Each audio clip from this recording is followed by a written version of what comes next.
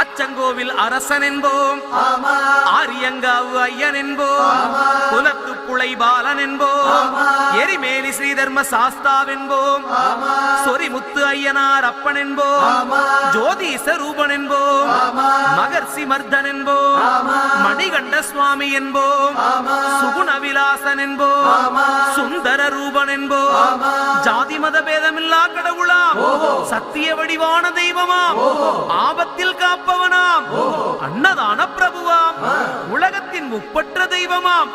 சோதனைகள் செய்வானாம் ஆனா கைவிட மாட்டானாம். அப்படிப்பட்ட சாமி ரொம்ப சிறுசையா